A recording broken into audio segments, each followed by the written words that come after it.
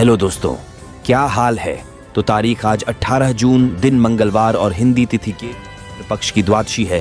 तो चलिए बात करते हैं आज के मुख्य समाचार में देश भर की तमाम बड़ी खबरों पर नजर डालते हैं। और खबरों का सिलसिला शुरू करने से पहले भक्ति और बलिदान की प्रतीक वीरांगना रानी लक्ष्मीबाई को उनके बलिदान दिवस पर कोटि कोटि नमन। और पहली बड़ी खबर है कि गृह मंत्री अमित शाह ने मणिपुर में सुरक्षा हालात की समीक्षा की। शाह ने मणिपुर में हिंसा में शामिल लोगों के खिलाफ कठोर कानूनी कार्रवाई के निर्देश दिए। वहीं गृह मंत्रालय मणिपुर में जातीय विभाजन को पाटने के लिए जल्द से जल्द मेइती और कुकी दोनों से बात करेगा। और आप सभी को मालूम होगा, कल सुबह पश्चिम बंगाल के सियालदह जा रही कंचनजंगा एक्सप्रेस न्यू जलपाईगुड़ी के पास दुर्घटनाग्रस्त हो गई जब एक मालगाड़ी ने उसे टक्कर मार दी। हादसा इतना भयानक था कि टक्कर के बाद ट्रेन की 3 बोगियां पटरी से उतर गईं। मिली जानकारी के अनुसार इस हादसे में अब तक 15 लोगों की मौत की खबर सामने आई है। वहीं हादसे के बाद करीब 19 ट्रेनें रद्द की गई।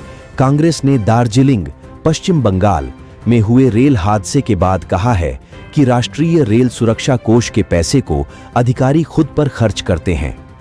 पार्टी ने कहा कि 2021 की सीएजी रिपोर्ट के अनुसार यात्रियों की सुरक्षा के लिए बनाए गए इस कोष का इस्तेमाल कर अधिकारियों ने फर्नीचर और महंगी क्रॉकरी समेत ऐशो आराम की चीजें खरीदी। और वहीं तीसरी बार देश की सत्ता संभालने के बाद प्रधानमंत्री नरेंद्र मोदी मंगलवार को अपनी काशी पहुंचेंगे। 18वीं लोकसभा चुनाव परिणाम के बाद उनका 2 दिवसीय वाराणसी दौरा 18 जून से शुरू होगा। प्रधानमंत्री सेवापुरी विधानसभा के मेहदीगंज में किसान सम्मान सम्मेलन को संबोधित करेंगे। इसके साथ ही प्रधानमंत्री नरेंद्र मोदी काशी विश्वनाथ मंदिर में दर्शन पूजन करेंगे। और वहीं बड़ी खबर है कि केंद्रीय कानून मंत्री अर्जुन राम मेघवाल ने रविवार को कहा कि 3 नए आपराधिक कानून, भारतीय न्याय संहिता, भारतीय नागरिक सुरक्षा संहिता और भारतीय साक्ष्य अधिनियम 1 जुलाई 2024 से लागू होंगे। उन्होंने कहा कि इन तीनों कानूनों के लिए सभी राज्यों में प्रशिक्षण सुविधाएं प्रदान की जा रही हैं। ये कानून 25 दिसंबर 2023 को अधिसूचित किए गए थे। और अगला अपडेट है कि देश के कुछ हिस्सों में भीषण गर्मी के कारण यात्रा में कमी आने से जून में डीजल की मांग में गिरावट आई है। पीटीआई भाषा के मुताबिक डीजल की बिक्री में 1 से 15 जून के दौरान पिछले साल की समान अवधि की तुलना में 3.9% की गिरावट दर्ज हुई।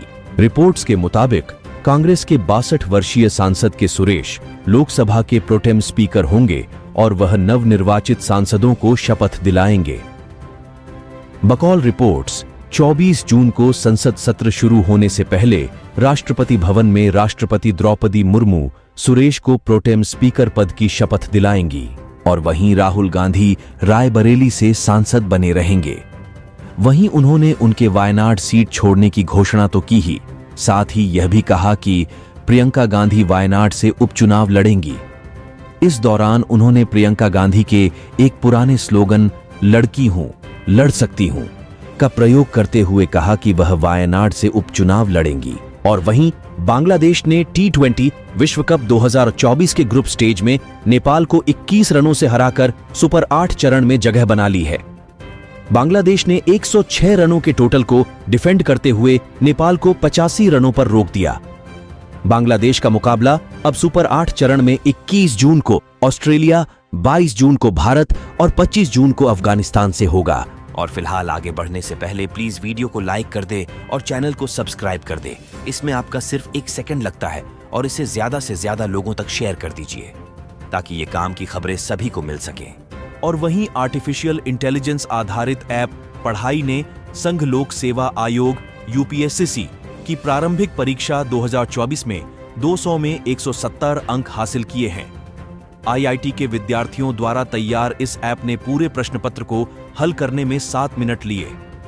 पढ़ाई के सीईओ कार्तिकेय मंगलम ने कहा, यह पिछले 10 वर्षों में यूपीएससी की परीक्षाओं में अर्जित सर्वाधिक अंक है। और आरएसएस प्रमुख मोहन भागवत के बयान मणिपुर हिंसा की आग में त्राही त्राही कर रहा है के बाद केंद्रीय गृह मंत्री अमित शाह ने मणिपुर में सुरक्षा स्थिति की समीक्षा के लिए सोमवार को उच्च स्तरीय बैठक की। शाह ने कहा कि गृह मंत्रालय जल्द से जल्द मैतेई व कुकी समुदायों से बात करेगा ताकि दोनों के बीच की खाई को पाटा जाए। और वरिष्ठ पत्रकार श्यामलाल यादव ने अपनी किताब में दावा किया है कि यूपी विधानसभा चुनाव 2022 से कुछ महीने पहले मुख्यमंत्री योगी आदित्यनाथ को सीएम पद से हटाने की पूरी तैयारी कर ली गई थी। किताब के मुताबिक आलाकमान को बाद में आभास हो गया कि चलती सरकार में सीएम योगी को पद से हटाने से भारी नुकसान हो सकता है। और वहीं बड़ी खबर है कि नीट परीक्षा में धांधली के आरोपों पर शिक्षा मंत्री धर्मेंद्र प्रधान ने कहा है, 2 जगहों में कुछ गड़बड़ियां सामने आई हैं। उन्होंने कहा, मैं छात्रों और अभिभावकों को आश्वस्त करता हूं कि सरकार ने इन बातों को गंभीरता से लिया है। हम इन चीजों को एक निर्णायक स्थिति तक ले जाएंगे। गुनहगारों को छोड़ा नहीं जाएगा।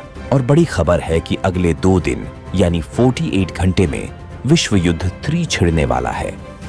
न्यू नास्त्रेदमस कहे जाने वाले भारतीय भविष्यवक्ता कुशल कुमार ने यह भविष्यवाणी की है। उन्होंने 18 जून की तारीख पर जोर देते हुए कहा है कि अगले 2 दिनों में विश्व युद्ध 3 शुरू होने वाला है। भारत पाक आतंकी हमले, नॉर्थ कोरिया की सेना का साउथ कोरिया में दाखिल होना, इजराइल लेबनान के बीच संघर्ष का बढ़ना सब विश्व युद्ध के संकेत हैं। और वहीं अगली बड़ी खबर है कि रेल मंत्री अश्विनी वैष्णव ने कहा है कि आगामी 2 महीनों में देश की पहली वंदे भारत स्लीपर ट्रेन का पटरियों पर ट्रायल रन शुरू हो जाएगा। उन्होंने कहा कि बेंगलुरु में BEML लिमिटेड की रेल यूनिट में ट्रेन सेट बनाने का काम पूरी रफ्तार से चल रहा है और तकनीकी कार्य अंतिम चरण में है। और देश के कई हिस्सों में जारी भीषण गर्मी को लेकर मशहूर पर्यावरणविद सुनीता नारायण ने कहा है कि भारत में कोई भी इस तरह की गर्मी के लिए तैयार नहीं है। उन्होंने कहा, वर्ष 2023 वैश्विक स्तर पर सबसे गर्म वर्ष था। हमने पिछले 45 दिनों में 40 डिग्री सी से ऊपर के तापमान के साथ हर रिकॉर्ड तोड़ दिया है। और वहीं ऑस्ट्रेलिया ने T20 विश्व कप 2024 में स्कॉटलैंड के खिलाफ 6 कैच छोड़े, जो किसी टीम द्वारा T20 विश्व कप मैच में सर्वाधिक कैच छोड़े जाने का रिकॉर्ड है। मिचेल मार्श ने 3, जबकि मैथ्यू वेड, एडम जैम्पा और ट्रेविस हेड ने 1-1 कैच छोड़ा। स्कॉटलैंड ने 180 का स्कोर बनाया और ऑस्ट्रेलिया ने 2 गेंद पहले लक्ष्य हासिल कर लिया। और रिपोर्ट्स के मुताबिक BCCI ने भारतीय पुरुष क्रिकेट टीम के अगले मुख्य कोच के तौर पर गौतम गंभीर का नाम फाइनल कर लिया है और जून के अंत तक इसकी आधिकारिक घोषणा की जाएगी। रिपोर्ट के अनुसार BCCI ने गंभीर की मांगें मान ली हैं, जिसमें यह भी शामिल था कि वह खुद अपने सपोर्ट स्टाफ का चयन करेंगे। अब न्यूज रूम को विराम देते हैं और जिन लोगों ने अभी तक चैनल को सब्सक्राइब नहीं किया वो प्लीज चैनल को सब्सक्राइब कर ले और मिलते हैं कल सेम टाइम पर। अपना ख्याल रखना। जय हिंद, जय भारत, वंदे मातरम।